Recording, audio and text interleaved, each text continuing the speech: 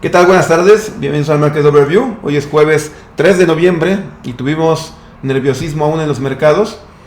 Siguen las bajas por producto de ayer de la decisión de la Fed, que como sabemos subió 0.75% la tasa, pero sobre todo no dio indicios respecto a si iba a pausar el alza para diciembre o si iba a ser en menor medida para diciembre. Todos estábamos esperando que hablara un poquito sobre la expectativa de que, o la posibilidad de subir nada más 0.5 en diciembre y en lugar de 0.75 como se venía manejando anteriormente. Pero Jerome Powell dijo que pues todavía era muy pronto para decidir eso y que iba a depender mucho de la data económica que vamos a ver en estos días.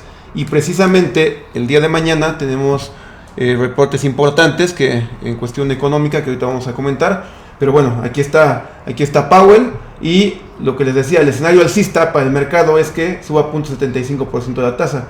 De hecho, hay algunos bancos que todavía consideran que la pueda subir en ese orden, por ejemplo Goldman Sachs, JP Morgan, Morgan Stanley, Wells Fargo, y por el contrario hay otros bancos que piensan que la va a subir 0.75 como Barclays o como Deutsche Bank. Citigroup también apunta para el 0.5. Pero todo va a depender del dato del empleo, que precisamente sale el día de mañana, y también sobre todo de los datos de inflación que van a salir en los próximos días. Antes de ello, tuvimos también noticias de política monetaria alrededor del mundo. Fue específicamente en Reino Unido. En Inglaterra subió nuevamente la tasa de interés, la subió un 0.75% también. Allá se ubica ya en términos anuales en 3% la tasa de interés. Está abajo que la americana está en 4%, pero aún así este incremento fue bastante fuerte, fue el máximo en los últimos 14 años. Y a pesar de todo esto, fíjense que la reacción del mercado de divisas en Reino Unido pues no fue favorable. Vean, la libra esterlina pues cayendo a su nivel más bajo pues de los 80, desde niveles de 85. La paridad de libra contra dólar americano es de 1.11. Había tocado un máximo justo en 2007 de 2.08, pero ahorita pues está en 1.11 y como les digo, pues niveles no vistos desde los 80s. Y esto es parte del diferencial que hemos comentado respecto a que allá ofrecen un 3% y en Estados Unidos un 4%. Entonces los capitales prefieren pues comprar los papeles de deuda de Estados Unidos antes de la deuda de Europa o de Reino Unido. Y fíjense que a pesar de todas estas subidas que hemos visto a nivel mundial en cuestión de las tasas de interés, pues aún así se mantienen debajo de la inflación y por lo tanto pues los intereses reales, es decir, que descontemos al interés, la inflación, pues todavía sigue siendo negativo, la inflación sigue siendo más alta que la tasa de interés. O sea que, aunque estés invirtiendo en deuda o en una tasa de estas ya actualizadas, pues aún así tu dinero está perdiendo valor. ¿Por qué? Porque la inflación se lo está comiendo.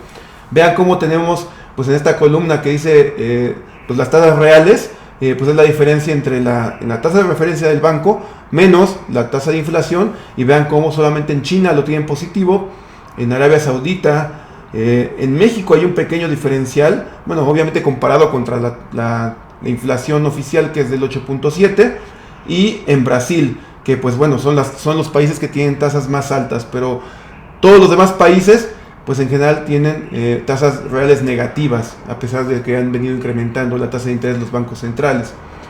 Y el día de mañana, los datos importantes que salen a nivel macro y que por supuesto va a vigilar de cerca Jerome Powell y la Fed, va a ser la nómina no agrícola del mes de octubre en Estados Unidos y la tasa de desempleo del mes de octubre también. Vean, las nóminas no agrícolas se espera que den un dato de 200,000, es decir, que se hayan creado 200,000 empleos en el mes de octubre y que la tasa de desempleo se ubique en 3.6. Y vean cómo se ubica actualmente la tasa de desempleo, pues en realidad está en mínimos, de hecho ya está en mínimos previos al techo o al alza que tuvieron con el COVID.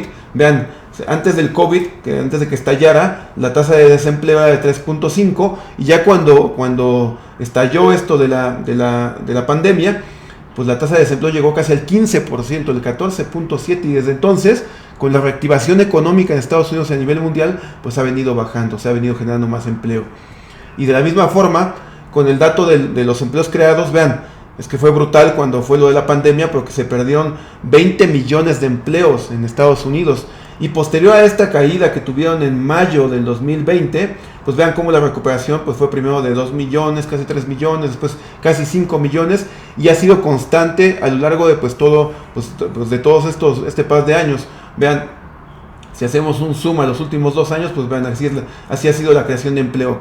Cada dato que se ha dado mensualmente pues ha sido positivo, y por lo menos vean, desde abril de este año ha superado las expectativas del mercado. O sea, se esperan que se generen, por ejemplo, 390,000 empleos y se generan 428,000. Entonces, en este caso, para octubre, se espera que se hayan creado 200,000 empleos. Sin lugar a duda, un dato encima de esto pues es positivo para la economía, porque se quiere decir que se está creando más empleo, la actividad económica se sigue reactivando.